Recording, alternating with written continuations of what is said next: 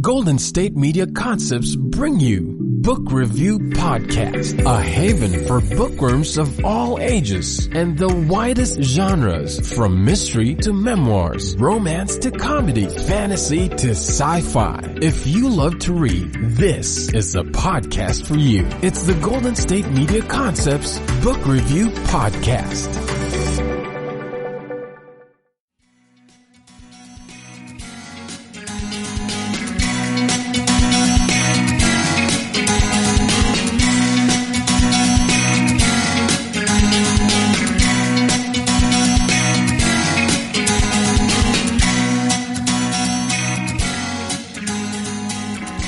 Hello and welcome to the GSMC Book Review Podcast, brought to you by the GSMC Podcast Network. I am your host, Sarah. I am happy because it's Tuesday, so I get to hang out with you, my listeners, and that is always awesome. I appreciate you so much. I am excited to bring you another author interview. I hope your week is going well. I am excited because my hubby comes home today. I briefly mentioned the whole customer service fiasco a few weeks ago, or maybe not so briefly. I don't know how much I vented. I apologize. But he flew out to see his dad, and his dad was not doing well. He's doing much better now, but he flew to Ohio to see his dad, and he is coming home today. I'll go pick him up from the airport in just a few hours. I'm very excited about that. So looking forward to having him home after 3 weeks, I think, away. It's more than 3 weeks, but it's been a while, and he's coming home, and two of our friends from California are flying in about an hour and a half after he lands. So it's our two friends and then the sister and brother-in-law of one of the friends, and so really looking forward to seeing them, meeting them. For me, I have not met the sister and brother-in-law before. I've heard lots about them. So we'll have visitors. We have visitors from the UK. Our friends from Germany are here right now. The UK visitors have friends from Canada. So we have lots of people to visit. It's a very international sort of, it's going to be an international sort of couple of weeks going forward. So looking forward to that. It should be fun. Lots of visiting to do, and it's probably a good thing that that hubby's been gone, and I've had massive amounts of introvert time in the last few weeks because I'm going to be extremely extroverted for the next 2 weeks. But I'm looking forward to it, and I'm looking forward to having the hubby home. And I hope that your day is going to bring you something that you're looking forward to as well, whatever that might be. Maybe it's this interview. I would love that. As I mentioned last week, another coincidence in the realm of podcast scheduling, book interview, author interview scheduling. Last week, talked to Robert Huffler about his book based on the movie The Way We Were, and then never done a interview with an author about a book based on a movie or written about a movie, and now I have two in a row. So when this first was scheduled on my calendar, I did not have the book yet. It was not ready. And so I contacted the publicist and said, this interview is coming up. Can you please send me the book? And they did. And it turns out that it is another book about a movie. This one is trivia about the movie Die Hard. And the movie is something that the name of the book is something that we can't fully say because this is a PG podcast. I don't swear on the podcast much. Occasionally drop some pretty minor swear words, I think, but those are pretty rare. And the name of this book is Yippee-Ki-Yay Mother Effer. If you've seen Die Hard or any of the Die Hard movies, you know that line. Even if you've never seen any of the Die Hard movies, I'm guessing you know that line. If you are interested in hearing Mark's first interview, this is his second time on the podcast, you can go to episode 304. He was first on the podcast September 3rd of 2021, so it's been just a little over 2 years since he was last on the podcast. So if you want to listen to that interview, you can certainly go back to episode 304 and listen to that before or after you listen to this one. So let me give you the description of the book. Again, Yippee-Ki-Yay, Mother, however you want to say that second part. That line, one of the many quotable moments from Die Hard, was an on-the-spot insertion during filming by actor Bruce Willis and director John McTiernan. That's just one of numerous ad-lib or almost accidental elements added to the film, which make it such a memorable modern classic. When Die Hard premiered in July 1988, John McClane didn't just become a fly in Hans Gruber's ointment. He heralded a new era of action movies, inspired countless knockoff action movies, best described as Die Hard in A or Die Hard on A copycats, and created a franchise that spanned 5 decades, if you include the 2020 Die Hard battery commercial. Even 35 years later, it continues to inspire heated annual debates regarding the film's status as a Christmas movie. This guide, lovingly researched by a die-hard, pun completely intended, fan of the 1988 action-adventure blockbuster, collects trivia, behind-the-scenes stories of the movie, the script, the actors, and the books and other written materials that Die Hard and several of the follow-on films in the franchise were based on or inspired by. If you're a fan of Die Hard, then you're going to love Yippee-ki-yay. Welcome to the party, pal. So that is the description of the book that we are talking about. Again, the author is Mark Leslie. And I will say, even though I do not watch Die Hard every year at Christmas, I'm not sure here's my confession. I don't think I've ever seen a Die Hard movie all the way through. I know many of the one-liners and scenes from the first one because they just come up everywhere and there's all those memes that are out at Christmas. I don't know that I've seen it all the way through. I don't think I have, but I know so much about it. It's such I wouldn't call it a cult classic because it's got such wide appeal, but I really enjoyed this book and I really enjoyed talking to Mark about this book. His writing is easy to engage. It's funny. You get a lot of behind the scenes little trivia facts if you're a fan of the movie and want to know more. Whenever I read all kinds of things about movies that I've seen a million times, even if it's trivia I already know, I'm still going to read an article or a book or something about a movie. And so that might be what this book is for you. If you are one of those people that have seen Die Hard a million times or you watch it every year at Christmas or what have you, definitely check out this book because it is a lot of fun and you are going to get some of that now. Let's go ahead and start the interview with Mark so he can tell you more about the book. Hi, Mark. Welcome back to the podcast. Oh, it's great to be here. Thanks so much. I'm glad to have you back. And it's fun because we were talking about one of your fictional books, one of your werewolf books last time you were on the podcast. But this time we're talking about something different. So I'm excited about that. Before we get to the different, if you wouldn't mind just sharing a little bit about yourself as a refresher for people who know you or to introduce yourself to people who might not know you. Yeah, sure. I write under the name Mark Leslie and mostly write urban fantasy, thrillers, true ghost stories, etc. So this is a bit of a departure for me, writing that sort of nonfiction, pop culture trivia with a bit of 80s nostalgia thrown into the mix. Definitely 80s nostalgia. And actually, this is your second book related to a movie. The other one relating to planes, trains, and automobiles, also 80s nostalgia, which is cool. Yeah, 100%. And again, it's a passion project because, these are movies I've watched hundreds and hundreds of times over the past several decades. Absolutely. And I think a lot of people who love movies have a handful of movies that they have seen so many times, and it doesn't matter how many times they see them. If it comes on TV, they'll watch it, or if there's something new to read, about it, they will read that. Mm-hmm. So in this case, go ahead. Sorry. No, I apologize. Go ahead. No, and that is definitely the case here. This is basically a movie that I watch at least once a year, if not more than once a year. And so why not put all of that passion and all of that useless trivia to good use? I actually love useless trivia. My brain is full of useless trivia, so I am all for it. Excellent. But of course, we are talking about for the most part, the first Die Hard movie, but the franchise as a whole as well.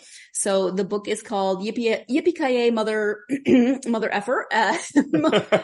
Most people, whether they've seen the movie or not, are going to know that line. Yeah, for sure. So they know what we're talking about. Can you just give an overview of the book? Yeah, sure. And it's funny. I did pick the title specifically because I knew that if people heard that, they would know what it was from, even if they hadn't seen the movie. And so, the artwork on the cover, is John McClane in a bloody white shirt. So you can kind of, that recognizable, which of course was donated to the Smithsonian because John McClane, with that classic line and just the classic scene. So Yippee-ki-yay, Mother Bleeper, Trivia Guide to Die Hard is basically, it's just a love fest filled with trivia about Die Hard. And it's primarily about the movie Die Hard because that kicked off the franchise, but it does get into some of the background of the other movies, particularly because one of the bits of information, and it kind of opens up, is what was the source for, the screenplay that became Die Hard.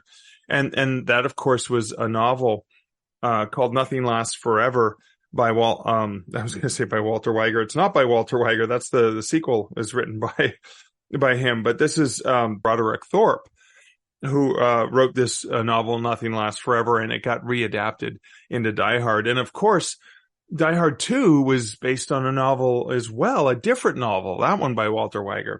And so it was interesting for me as a book nerd, when I first found that out, I looked up Broderick Thorpe's book. It was out of print.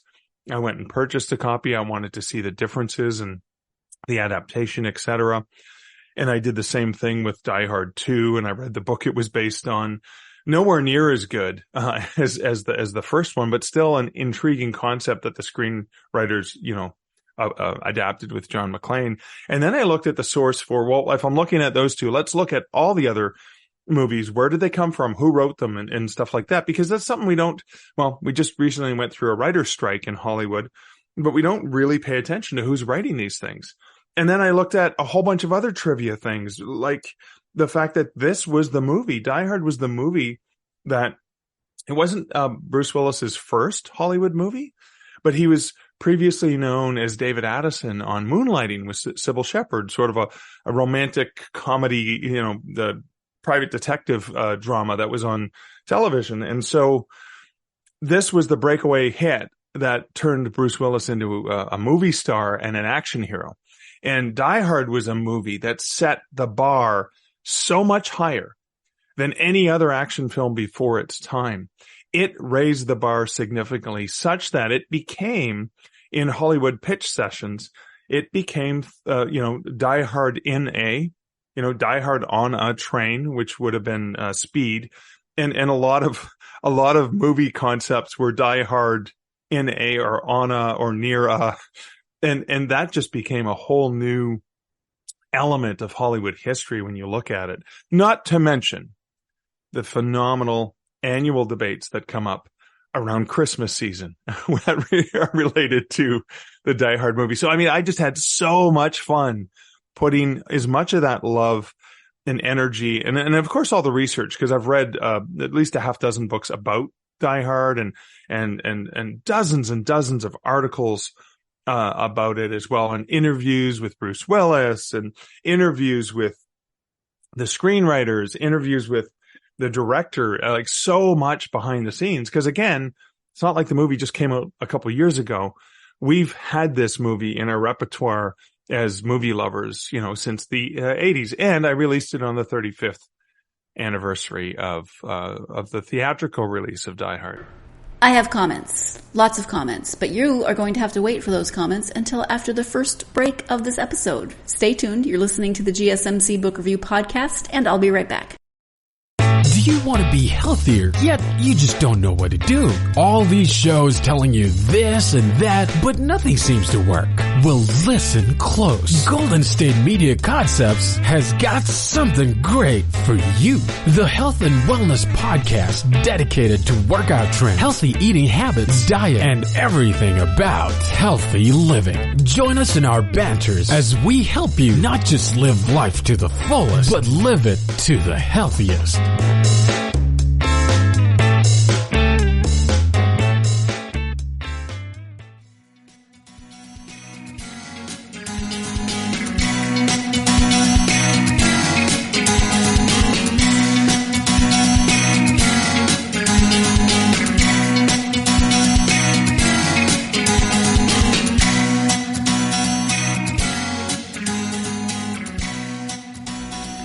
Welcome back to the GSMC Book Review Podcast. As you know, I am speaking today with Mark Leslie about his behind-the-scene trivia book based on the movie and the franchise Die Hard. Let's return to that interview. A few comments from what you were just saying. One, I loved me some Moonlighting. Used to watch it all the time.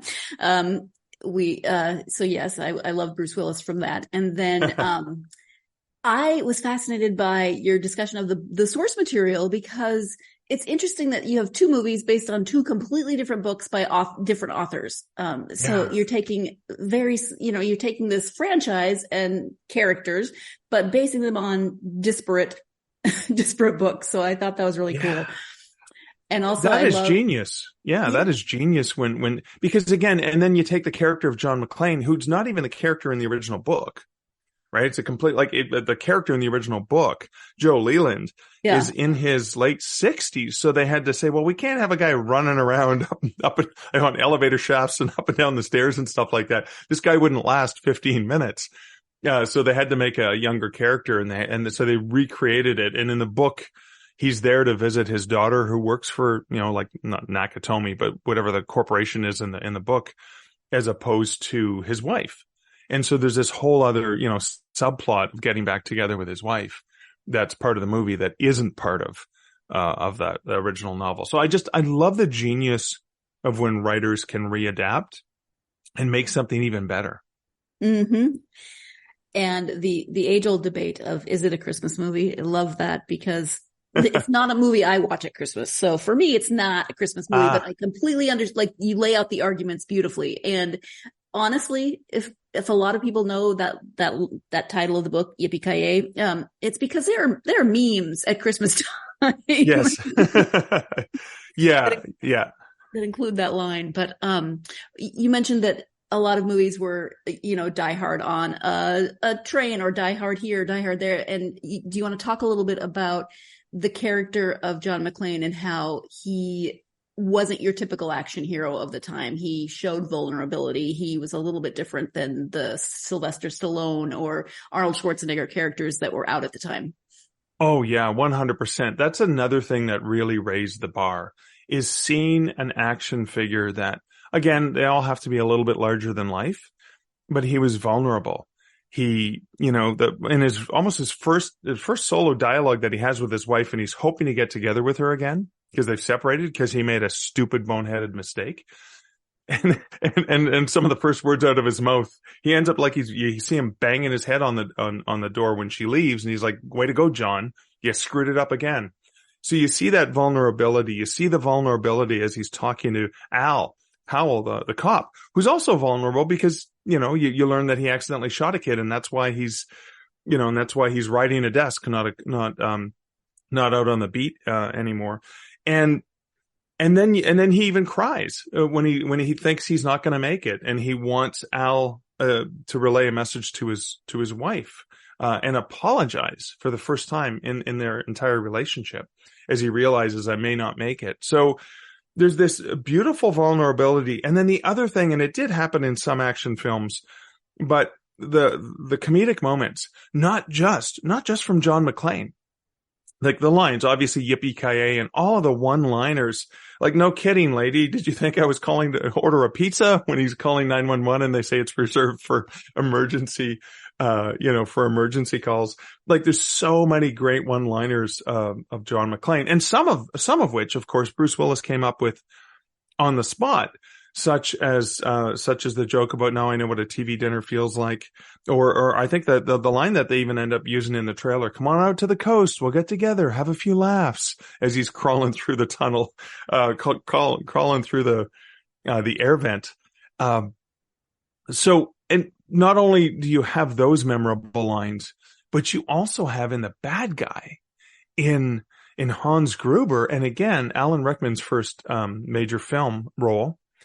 You have a bad guy who is bad, but he is just so eloquent and well-spoken and darkly humorous. Like, there's a lot of dark humor that comes from the interactions with Gruber and his goons as well. And again, there's something you you like about the character, even though he's a bad guy and he does meet his just rewards, because it's not Christmas until Hans Gruber falls off Nakatomi Tower. But there's just so many of those elements of the main protagonist and the main antagonist. And even the scene where the two of them meet one another in the movie was something that was not in the novelization version. But they realize you have to have the main good guy and the main bad guy actually interact with one another in person. And that was really an important element where they're both on the screen and the tension is just ratcheted because, John's pretending to have wandered up to the roof or whatever. And so Alan Rickman's character is pretending to be one of the hostages who got away. And there's just this beautiful interplay between those two characters. Cause of course, you get the very end, there's the showdown between the two of them, but it's great to see them engaging not just in the radio conversation that they have throughout the movie, but they actually get to interact in person very briefly. So you get to see both actors and you get to see the writers really nail that kind of scene. I love Alan Rickman as an actor so much. I mean, even when because he often plays a bad guy. I mean, obviously Snape, he's the sheriff of Nottingham in the Robin Hood movie. He's not a good guy in Love Actually. And yet I'm still like, I just love you so much. I know. He's a bad guy you love. Yeah, of course. Yeah. You've touched on this a little bit, but how much research did you actually do going into the writing? Oh man. I mean, I knew I was going to do the book about a year before, it came out. And so, I mean, I had been researching it my whole life, but I ended up purchasing, I have different VHS and DVD and Blu-ray versions of the movie, multiple versions with different special features. Went back and rewatched them because I've already watched most of them. Watched several specials about the making of Die Hard, including like shows like the Netflix's The Movies That Made Us, which is a really great summary. Purchased a whole bunch of books, including a beautiful giant coffee table, beautifully with lots of photos in it. That just gets into the details and the background and interviews with so many of the people involved. And so it was a lot of work, but it was a lot of fun. I mean, sitting there watching the movie and making notes. Cause again, I'd find a bit of research that said, okay, there's a blooper here or there's a whatever that's going on. I need to verify it and like even put the timestamp in it and stuff like that for the movie. So I could go in and double check and make sure that it's actually true or accurate. Or even as I'm just describing things or watching the special features, sitting there in front of the, and I usually do that on a TV so I can be sitting there comfortably with the remote control and rewind and fast forward, rewind and play it again, watch the same scene a half dozen times in about 15 minutes. It was a lot of work. And I can't even count the hours of research that I put into it. And then taking all those notes and trying to figure out how am I going to break this down? So when I want to talk about, this element, do I talk about it as part of its own chapter where I talk about why we love John McClane? Or do I want to just put that into the miscellaneous chapter that's just sort of those bullet points of trivia and say, well, I'm not really sure where else to put this, so I'm going to stick it in here. And so a lot of times in the writing of the book, I had the bullet points were this massive, it just went on forever. And then as I extracted elements from the bullet points, I deleted them out of that chapter and then added them to the other ones. But I even wanted to try to name the chapters things that were related to the movie. So if somebody sees the chapter called An Exceptional Thief, someone who knows the movie really, really well knows it's a brilliant line or exchange between Bonnie Bedelia's character and or Holly McClane's character and Alan Rickman's character and Hans Gruber, where she says, after all this posturing and all those speeches, you're nothing but a common thief. And he turns to her, gets right in her face and says, I am an exceptional thief. So obviously that chapter is going to be about the character Hans Gruber and of course, the beloved Alan Rickman as well. Sure. Yeah. I imagine you have a lot of research that you did not use for the book. How difficult was that to sift through it and decide what to use and what not? Yeah, it's kind of hard because sometimes there's bits of trivia that I picked up and I read somewhere. Like IMDb or whatever, there's all these like one-liners of bits of trivia. I usually wanted to cross-reference it with trivia from another place.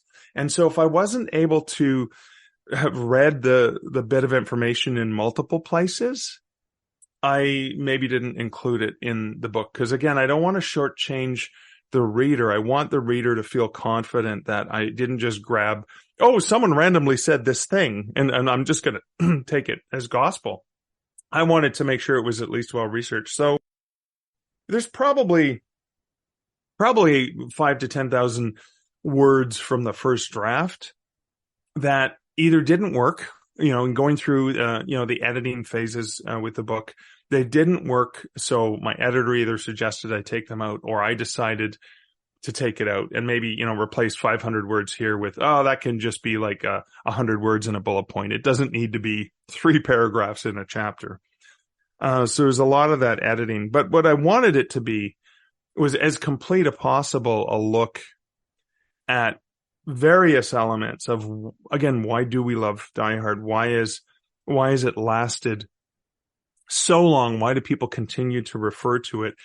And why are so many writers and filmmakers, why do they often call back to it, and say like, this inspired me in some way? So yeah, again, I wanted it to be complete, but I didn't want it to be too exhaustive. And I did find myself repeating myself a couple times, because sometimes in the introduction I mentioned something, but I get into it in more detail in the later chapter, or something is a bullet point in the general trivia section, but I get into a little bit more detail. So, I tried to remove as many of those redundancies as possible, but sometimes it makes sense, to include them in a different way in a different part of the book. But that's part of the fun, I think, of when it all finally comes together, when you're going through that second or third or fourth draft of the book.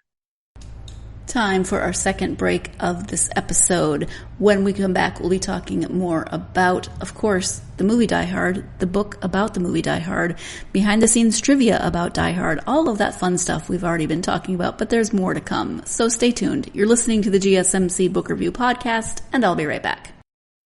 Tired of searching the vast jungle of podcasts? Now listen close and hear this out.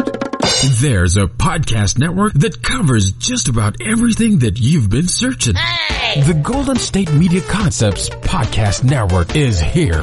Nothing less than a podcast bliss with endless hours of podcast coverage. From news, sports, music, fashion, cooking, entertainment, fantasy, football, and so much more. So stop lurking around and go straight out to the Golden State Media Concepts Podcast Network. Guaranteed to fill that podcast itch. Whatever it may be. Visit us at www.gsmcpodcast.com. Follow us on Facebook and Twitter, and download us on iTunes, SoundCloud, and Google Play.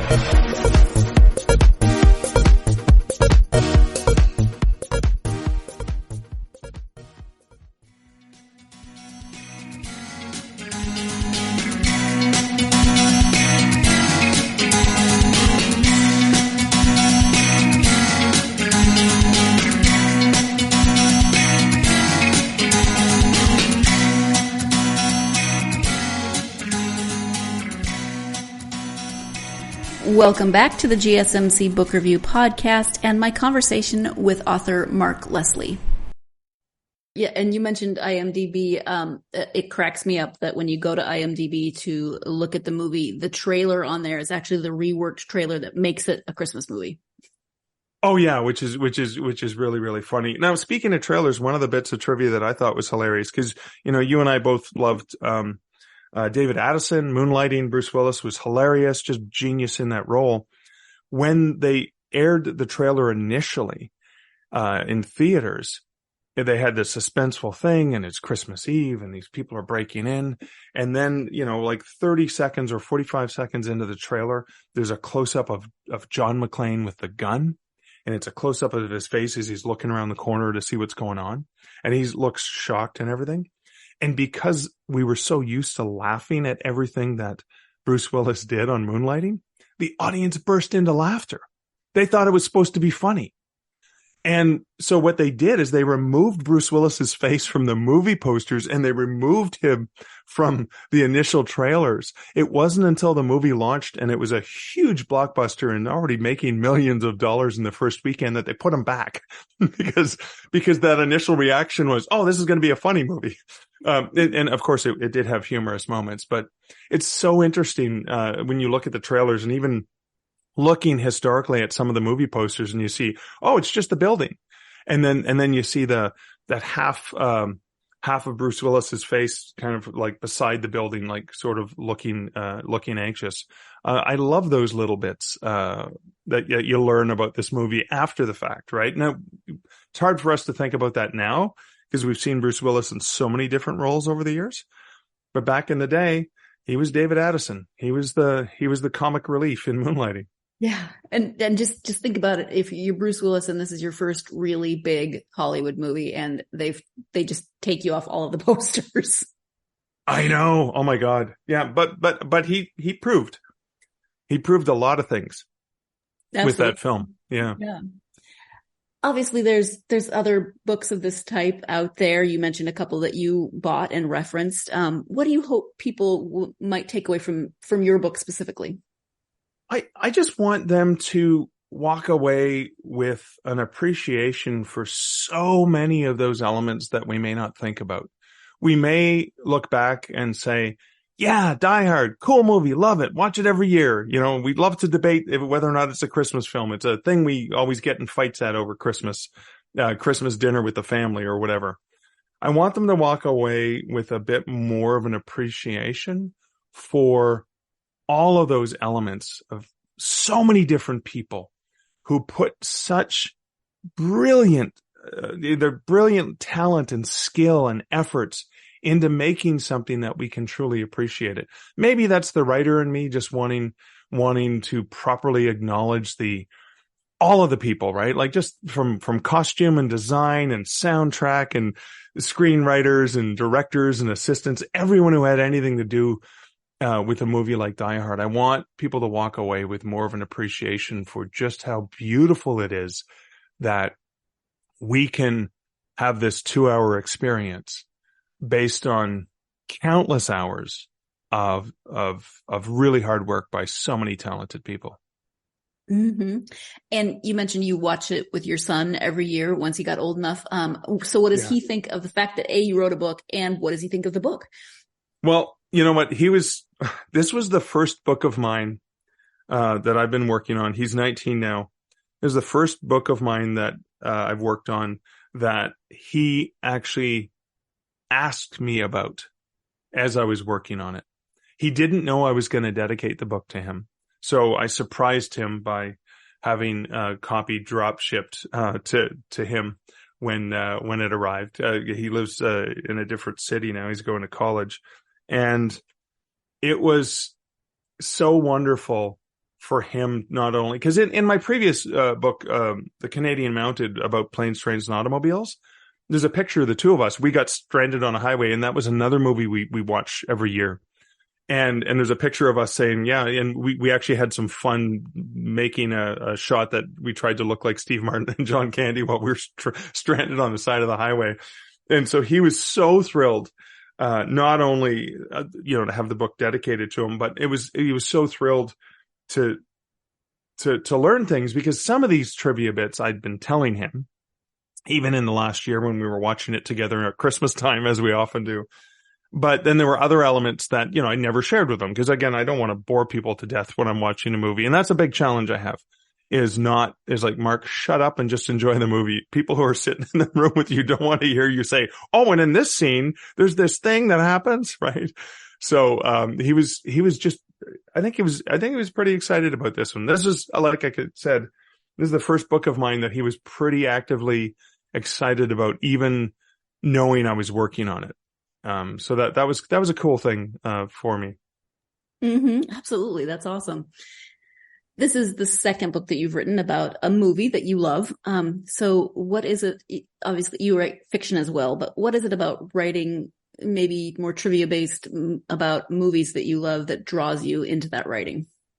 The other nonfiction books I have, there's some for writers, but then the ones that I've written are true ghost stories. That involves a lot of research. And I guess I've already know how to do research, and I know how to pull details together and tell a compelling story. But this act that I kind of accidentally fell into of doing research on something I really love already and already know really, really well, and then trying to bring that love and passion and all that information into something that I think will be entertaining and informative for others. There is something really magically special about that is unlike any of the other books I've worked on. Only because, and I think this is true for the Canadian Mounted and for Yippee-Ki-Yay, is that I was expecting a very small percentage of people to get it the way I got it, to go, oh, cool, and want it, and want to buy it, and want to read it. I was actually shocked when I found out how many nerds like me there actually were who would actually purchase it. And so when the Canadian Mounted took off and sold like crazy, I thought, wow, that's surprising. I would have still been happy just putting the book out, just making it available for, 30 other people who might feel as passionate about the movie as I do. But obviously there's a lot more. And the same thing for Die Hard. And that's why I already have a list of other movies that I know I've already started the work on, because the act of putting these together is satisfying, but then it's also satisfying to know that there's other people out there that just love it and seem to enjoy it as much as I do. And that is one of the most amazing feelings in the world. Fun. Yeah, absolutely. What are you currently working on?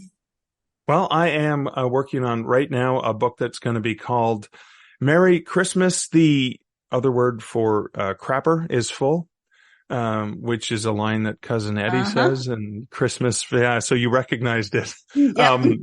The Christmas Vacation, National Lampoon's Christmas Vacation. So in 2024, that movie will be 35 years old. And so I dug into, like the original short story published in National Lampoon that John Hughes wrote, that he readapted in the screenplay. There's so much information, so much trivia about that movie, so many interviews with the actors who were in it. Now, obviously, John Hughes, again, also the director of Planes, Trains, and Automobiles, is no longer with us, but there are great interviews with him and research. So that will be coming out probably in time for Christmas next year. Perfect. And another cult classic that lots and lots of people, I'm sure, don't consider Christmas without watching that one. Of course. Yeah. Yeah. And there's so many other, I already have a list of what's next. What are the other movies from most likely the 80s that I'm going to be doing this with? And again, I look at it and go, oh, this research is going to be a lot of fun. Sure. Well, yeah, especially when it's a movie that you love. Makes sense. Yeah. And then, do you want to talk a little bit more about your werewolf books, a little bit about that series? Yeah. So that's another thing that kind of caught me by surprise. It started off as a 10,000 word short story. A buddy of mine convinced me to turn it into a novel. It took me 10 years to finish the first draft of it, and I was done. I published it in 2016. Kind of, chopped my hands together and said, okay, good. Now what else am I going to work on? And then in prior to 2020, I did have an editor ask for Amazing Monster Tales, wanted a story, Monster Road Trip. And I was like, oh, maybe what if I return to that character and stick him on a train and have him heading to Stowe, Vermont from Manhattan, but he's going to turn into a wolf before he gets there. And what if there's someone else on the train that he's trying to protect from a human predator? Wouldn't that be cool? So I started writing the story, and the editors, when I told them what I was going to write, they said, there's no way that's only going to be a 5,000 word story. And they were right. My first draft of that was 24,000 words. I think we cut it down to 18,000. And then I realized that's a novella featuring the main character. And so in 2020, I re-released A Canadian Werewolf in New York with the new cover. It actually branded as urban fantasy. And I did the the second book, the follow-up novella, Stowaway. And that very same year, I had started working on Fear and Longing in Los Angeles as the next full-length book in the series. And then suddenly I realized, oh no, I have way more Michael Andrews tales. And so, book 7 is coming out in March of 2024, and that's going to be called Only Monsters in the Building. And I've been having so much fun with that series. Appropriate, considering the popularity of that show. Yeah. I love and it's got a riff on a title that sounds somewhat familiar, right? So that's the pattern: is a Canadian werewolf in New York, Fear and Longing in Los Angeles, Fright Night's Big City, Hex in the City. So a lot of the titles are sound somewhat familiar, but that's the play. So hopefully readers understand that there's going to be some humor and action involved in this series. More about Mark's werewolf series when we come back. Let's go ahead and take that final break of this episode. Stay tuned. You're listening to the GSMC Book Review Podcast, and I will be right back. Golden State Media Concepts Social Media Podcast. Time to hashtag everything. We talk about all the fun, crazy stories on social media. From Instagram to Facebook, Twitter to Tumblr, or probably even Friendster. Join us each week as we explore the quirky side of social media. It's the Golden State Media Concepts Social Media Podcast. It's simple, such a sad song. The one that we rely on to get us.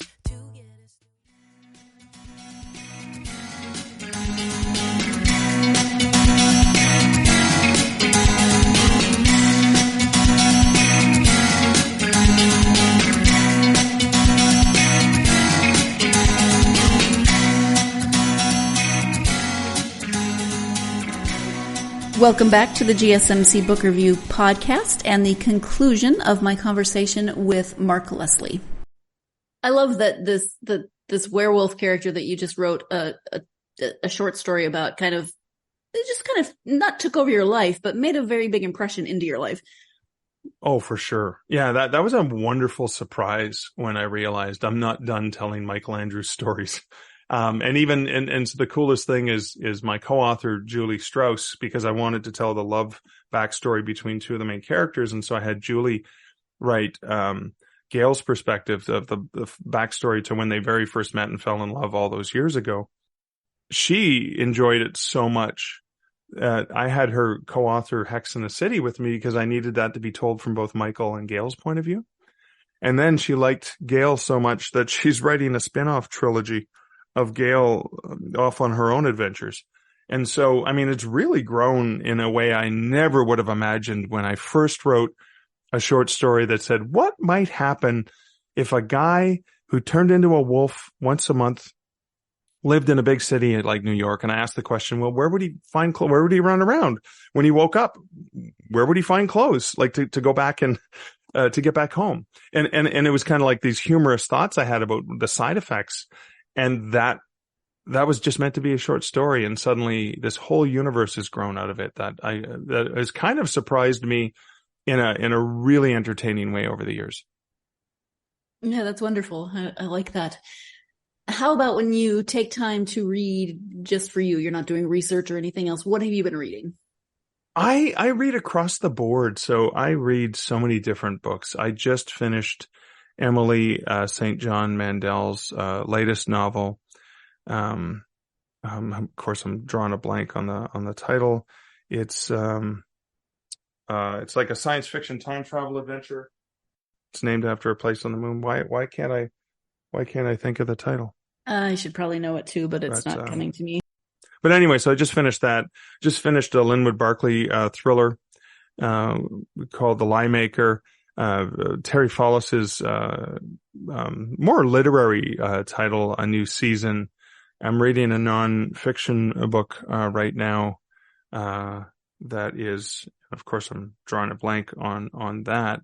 Nonfiction book about being more open-minded and being willing to change your mind about things. Adam Grant's Think Again.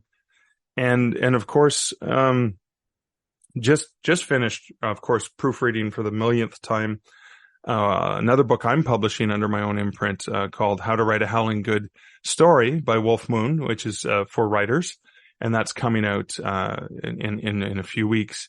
And of course, I'm also publishing the 25th anniversary of Edo Van Belkom's Death Drives a Semi, a beautiful horror collection that is my version of The October Country by Ray Bradbury. When I read this book 25 years ago, it was life-changing for me, and I've read that so many times. And as a bookseller, sold it to so many people, and it's been out of print. So I'm so happy to be bringing that back. So I obviously just finished reading many proofreads of that. So I've always got numerous books on the go. I can't not be reading all the time. Mm-hmm. Sea of Tranquility. Thank you. Sea of Tranquility. Yes. Yes. Otherwise, if your brain's anything like mine, it would have bugged you. Thank you. And I think it's still on the nightstand in the other room, which is why I was looking around for it. And it's like, well, no, it's not filed under M on my bookshelf behind me. So obviously it's in another room somewhere still. And that's the only place name on the moon I could think of. So, but that turns out to be correct. There you go. In terms of internet presence, website and any social media that people can find you on in case they want to learn more. Yeah, of course. You can find me at markleslie.ca, and there's links to all my social media there. You'll find at a lot of my social media, I share a lot of pictures of skeletons and the decor that I have in Halloween this time of year, but Barnaby Bones, my companion who comes with me, or just really bad dad jokes, which is usually what you'll find me doing on TikTok, because I just can't resist making people's eyes roll. Well, we've been warned. There's some really good dad jokes out there, though. I mean, and when I say good, I mean obviously bad. They're so bad. Good bad jokes. Yeah, good bad dad jokes. Yeah. Exactly. I keep them in a database, so I have easy access to them. Of course you do. Yeah. Is there anything else that you would want to bring up at this point that we have not covered in our time together?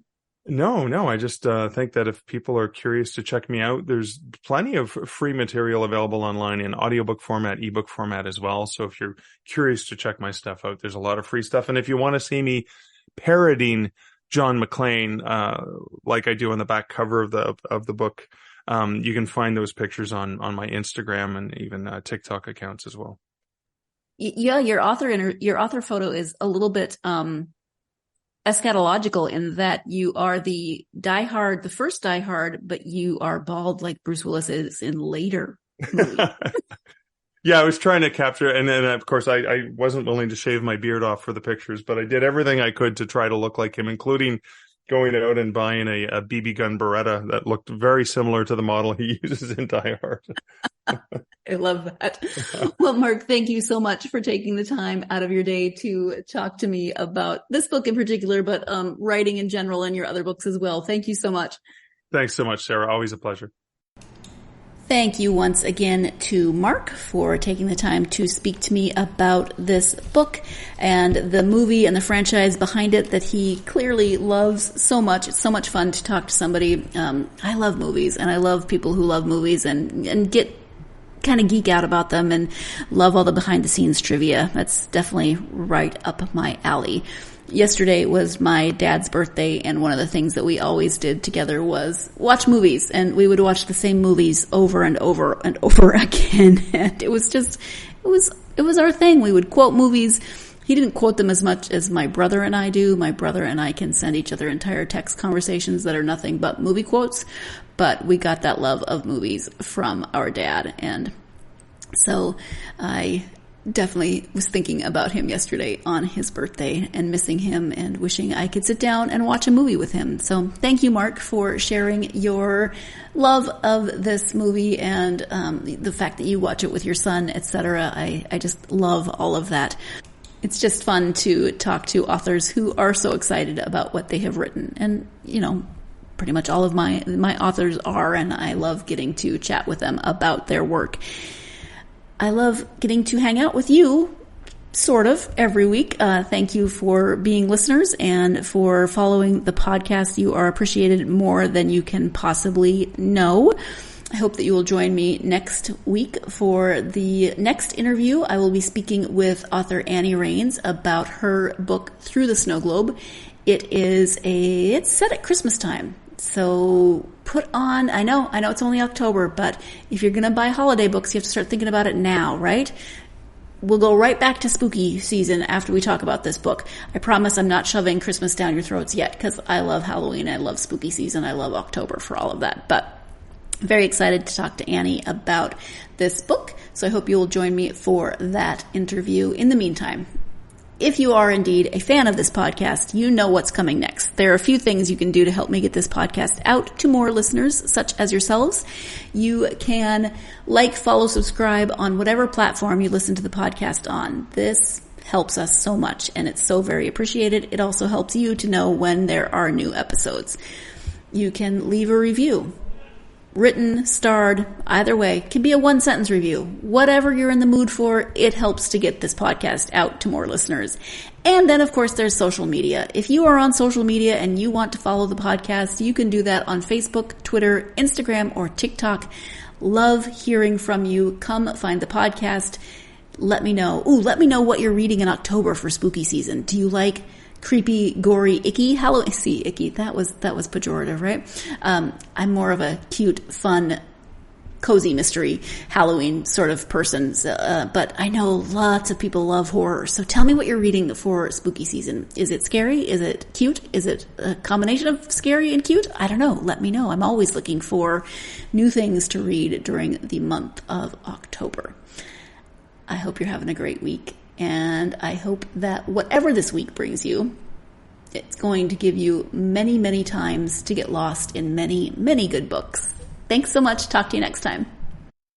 You've been listening to the Golden State Media Concepts Book Review Podcast, part of the Golden State Media Concepts Podcast Network. You can find this show and others like it at www.gsmcpodcast.com. Download our podcast on iTunes, Stitcher, SoundCloud, and Google Play. Just type in GSMC to find all the shows from the Golden State Media Concepts Podcast Network, from movies to music, from sports to entertainment, and even weird news. You can also follow us on Twitter and on Facebook.